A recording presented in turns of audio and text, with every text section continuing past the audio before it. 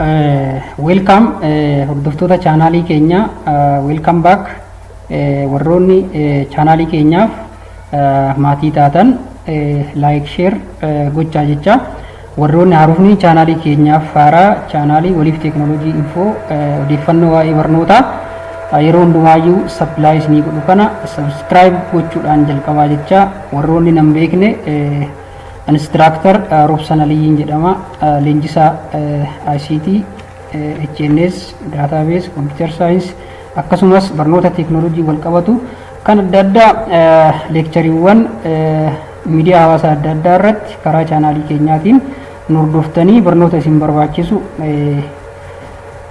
kan isin dhaqqabsiisnu ta'uusaa akka beektan abdii isinirraa qabnaa. Dabalataan viidiyoo keenya kanarraa keessatti Microsoft Word paartii 1 fi paartii 2 viidiyoo duraa keessatti ilaalaa turre.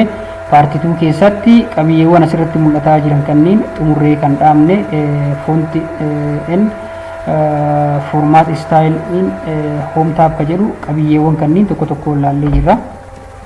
Qabiyyeewwan kanneen ilaalleeti kan xumurre. Har'a garamitti deemna gara paartii 3tti deemna jechuudha. Paartii 3 jalatti wanti nuti ilaallu paragraaf formatting ka jedhu ilaalla. Paartii 3 jalatti. Paartii 3 jalatti qabiyyeewwan kanneen tokko tokko ilaalla. Inni jalqabaa bullet numbering multi level list decreasing index increasing index align left center align right justify isaan jedhu kanneen ni ilaalla jechuudha. Almost isaan kanneen tokko tokko ilaaluudhaaf akkuma baratame asii start button irratti click goone Microsoft Word bannee jalqabna. Already ani qabaneetu jira waan ta'eef isa kana bira deemna jechuudha. So viidiyoo jalqabaa irratti toora kana irratti dhaabnee jechuudha. So isa kana irratti viidiyoo jalqabaa keessatti wantoota kanneen sirreessinee kan dhaabne ta'uusaa ni hubattan jedhee yaada. So asii barreeffama kana yoo barbaachisaa ta'e control n erga gooneen booda barreeffama kana isa haaraa wardii haaraa ni bananna. Then control n jennee Microsoft Word haaraa erga bananneen booda barreeffama wayii haa galchinu. Then toora kanatti click goone is equals to ka jedhu kana erga galchineen booda asii mallattoo kana ni bananna. Paragraafii nuti barbaannu fakkeenyaaf paragraafii lama akka nu baasu barbaannu ta'e shortikatiidha. Then lakkoofsa lama barreessine ni cufna.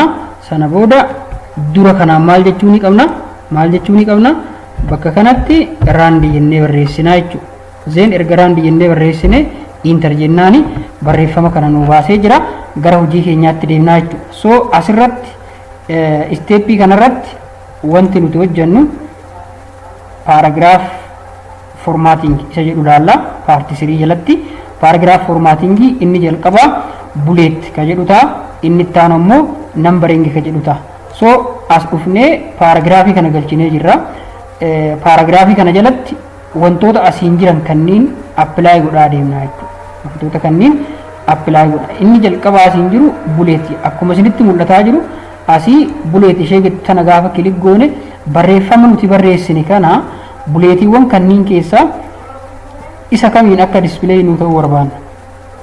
Sarara tokkitti tan qofa irratti barbaanna yoo ta'e asii bullet ka jedhu kana filannee isa kana gaafa filannu bulletii nu galcheera. Sanan barbaannu yoo ta'e asii andoo jenneeni barreeffama kana guutuusaa select goona. Then select goone sana booda bullet ka jedhu kanatti deebinee bulletii kana gaafa asii filluun paragraafii waan ta'eef paragraaficha kana select kan nu godhu ta'a. Yookaan ammoo maal goona then iddoo kanatti barreeffama biraa bakka biraati copy goonee paste goonuti. Then barreeffamni kun amma asiin gaafa laaltan inni kun paragraafiidha. Inni kun ammoo sarara adda addaatiin barreeffama barraa'edha. So barreeffamni kun bulletii mataa isaatiin define kan ta'edha. So bulletii kanneen define gochuudhaaf as dhufnee kanatti yoo jijjiirre fakkeenyaaf dura bulletii mallattoo raayitii fakkaatuun kan create ta'edha.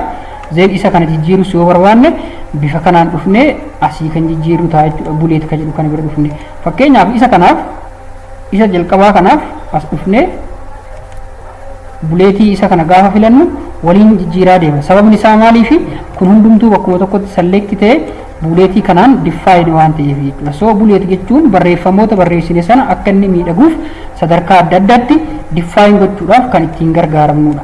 Dabalataan paaragraafii illee yoo ta'e paaragraafiin kun fakkeenyaaf paaragraafii lama gaafa asii buleetii ajajnu buleetii lama qofa nu baasa jechuudha. Inni kun paaragraafii jalqabaati, inni itti aanu illee paaragraafii itti aanudha jechuudha. So kanaaf paaragraafii yoo ta'e wanti nuti galchine kun paaragraafiidha waan ta'eef akka isa kanatti sarara tokko tokkoon define nu godhu buleetiin. Sababni isaa barreeffamni paaragraafii tokko keessa jiru kun barreeffama formatting istaayilii tokkoon yookaan ammoo buleetii tokkoon define ta'u waan ta'eef sistemni gaafa kana select goone yookaan iddoo kanatti click goone asii buleetii gaafa filannuuf buleetii takkittii sana sababni inni nuuf filu isa kana ta'a. Fakkeenyaaf bakka kana dhufnee asii enter gaafa jennuun buleetii biraa nu dabalaa deema kun isinitti mul'ata.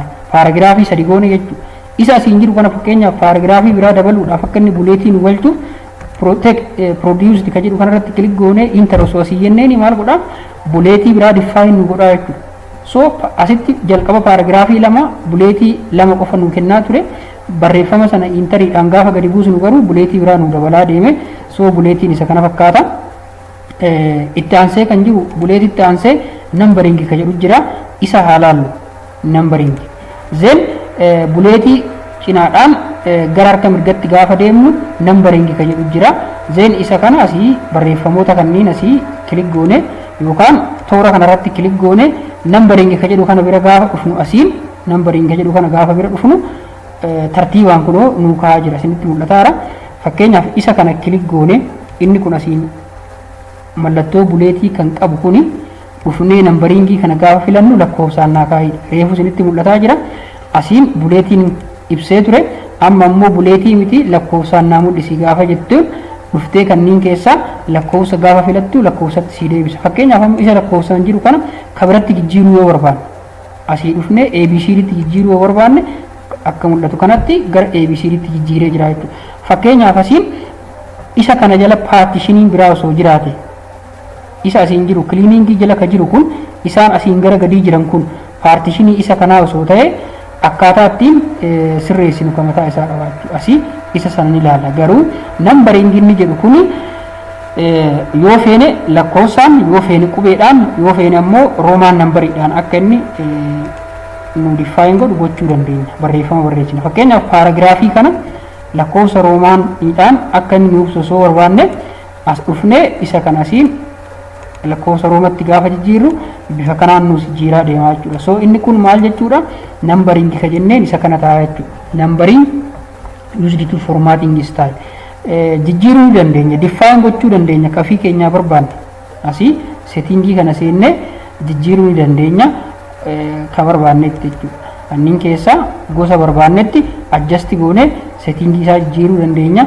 Barreeffamoota isallee preview isaa asii sirreessuu dandeenya settingii keessa seenne. Ammaaf garuu ka'umsaaf akka isinii ta'u numberingiin faayidaan isaa barreeffama barreessine tokko formaatiingii isaa tartiiba inni ittiin nu baasu lakkoofsaan tokko lama sadii jedhee akka nu baasu barbaanna moo aabaa caadaa jedhee qubee Z akka nu baasu barbaanna moo niw roomaan numberingiin akka nu baasu barbaanna moo kam akka barbaannu fedha keenya irratti hundoofne dookumentii tokko formaat itti gochuudhaaf kan dhimma itti baanu ta'a.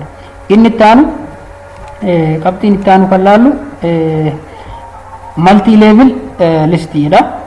Multi level listiin isumaan gara fuulduratti deemnee kan jiru kana isa kanarratti gaafa kilik goonu barreeffamoonni kunniin fakkeenyaaf qabxii adda addaa osoo jalaa qabaate isa kana nambaringii kana asii nambaringii irratti deebisne asii nambaringii irratti deebisne lakkoofsi tokkoon kun osoo tokko tuqaa lama tokko tuqaa sadii jalaa qabaate asiin inter goone inni kun osoo barreeffamni nuyi as jala jiraate fakkeenyaaf CPU ka jedhu jiraate inter goone hard disk ka jedhu osoo jiraate inni biraa DVD ka jedhu osoo jiraate isaan kunniin isaan asiin jiran kunniin lakkoofsa tokkoo kana jalatti osoo argamanii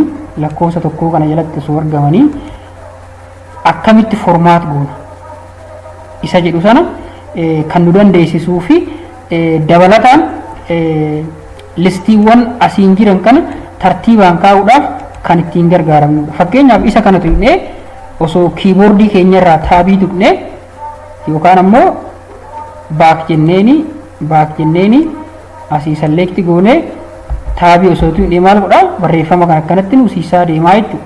So listiiwwan kana jala osoo tokko tuqaa lama tokko tuqaa sadii ka jedhu osoo jiraate maltii listii sana kattiin murteessinudha jechuudha.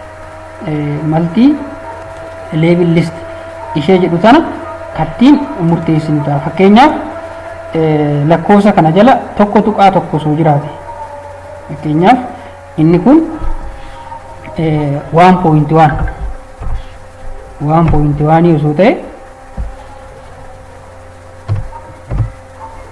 akkuma siin mul'atu ishee tana gaafa sii inter jennuun tatte aantu hard disk jenneen tun ishee tana yoo taate inter gaafa jennuun tatte aanu DVD taati jechuudha. DVD taati. Zen bifa kanaan as jalatti maal gochuu dandeenya qoodamoota jiran sana bifa kanaan kaa'uu dandeenya jechuudha. Multi listed label jechuun isa kanneen ibsuu barbaadameeti. Fakkeenyaaf cleaning ka jedhu kana jalatti kanneentu jira bifa kanaan tokko tuqaa tokko tuqaa lama tuqaa sadii jedhee taa'eera.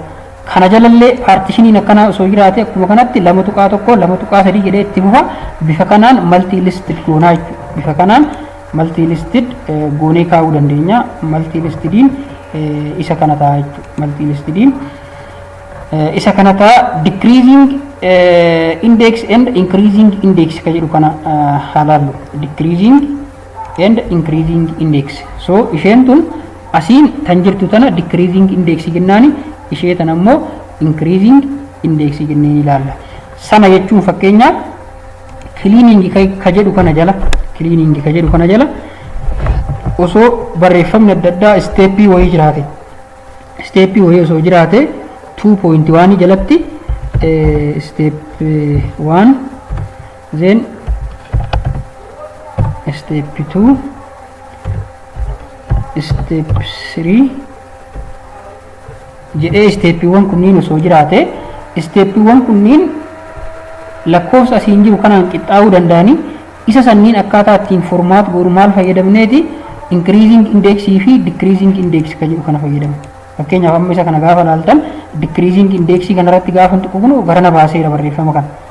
Deebisee asiin lakkoofsi lama hin jira inni kun garuu lakkoofsa lama jira garanatti baheera jechuudha. So isa kana sirreessinee formaatiingii barbaannu sanaan sirreessuudhaaf decreasing fi increasing index kanaan fayyadamna.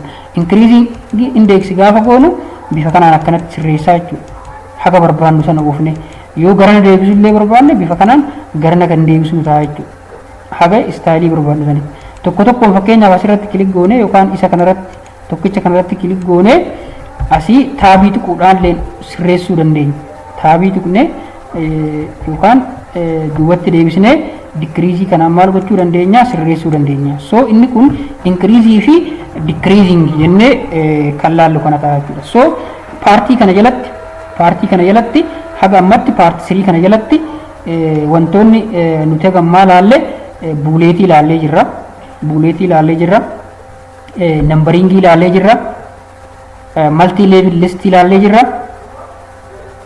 Decreasing index fi increasing index ilaallee jirra jechuudha. So dabalataan isuma kanatti fufuudhaan kan hafan paartii hafan kan laallu ta'a jechuudha. Paartiiwwan hafan align left center isaan kanniin itti daballee kan laallu ta'a jechuudha. Kanaaf gidduudhaan hin dagatinaa viidiyoo keenya like share godhaa tokkoon viidiyoo kanneen irratti namoota jalqabdoota Microsoft Word tahaniif performaansii gaarii argachuudhaaf maalummaa Microsoft Word qixa sirriitiin gochuu qabda waan ta'eef viidiyoo kana tokkoon fiichariiwwan taabota jala jiran kana tokkoon erga laalleen booda shortikatiiwwan karaa salphaa ta'een akkaataa isiin ittiin iskiilii keessan Microsoft Word irratti ittiin gabbifachuu dandeessan dhuma paartii tokkorraa jalqabnee haga ammaa laalle kana fiichariiwwan kanneen gaafa xumurree shortikatiiwwan performaansii keessan mirkaneessu karaa gabaabaa ta'een isin hojjettan tokko tokkoon isinii kan dhiyeessu ta'a.